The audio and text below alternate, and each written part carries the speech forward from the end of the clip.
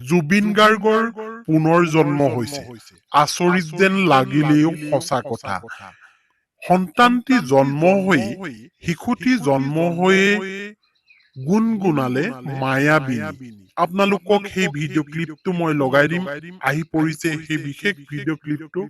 কিন্তু আপোনালোকে তাৰ আগত গম পাই লওক যে এই সন্তানটি ক'ত আৰু কেনেকৈ জন্ম হৈছে।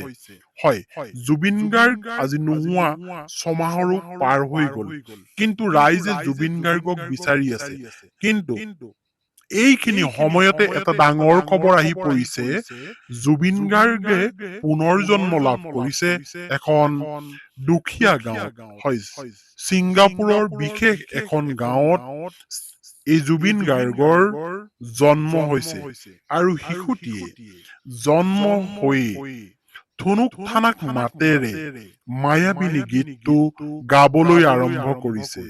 আৰু ছিংগাপুৰৰ অলিয়ে গলিয়ে অসমৰ যে এজন শিল্পী গৈছিল তালৈ, বা ভাৰতৰ যে এজন মহান শিল্পী গৈছিল, এই কথাটো ছিংগাপুৰৰ ৰাইজে গম পায়।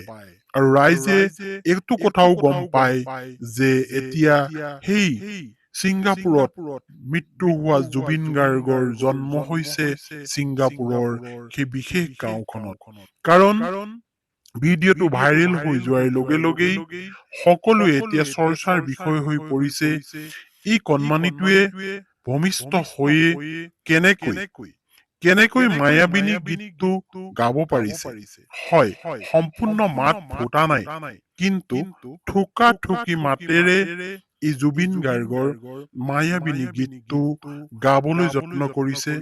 আৰু জুবিন গাৰ্গৰ যে পুনৰ জন্ম হৈছে এই কথাৰো প্ৰতিপন্ন কৰিছে এই শিশুটিয়ে।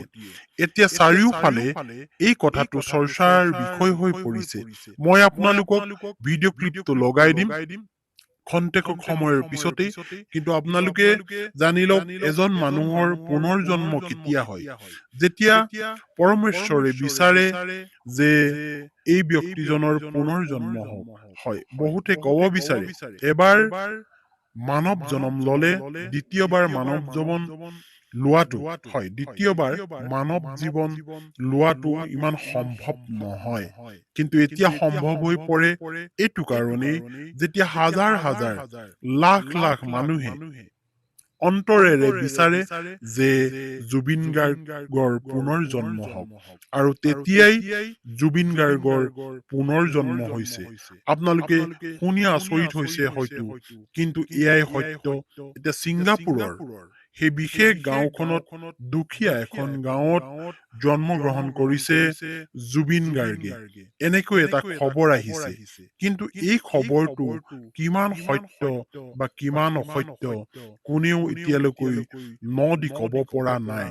হয়, জুবিন গাৰ্গৰ জন্ম হোৱাটো, পুনৰ জন্ম হোৱাটো সকলোৱে বিচাৰি আছে। ইয়াক কিন্তু সকলোৱে বিচাৰি থকাটো সত্য কথা।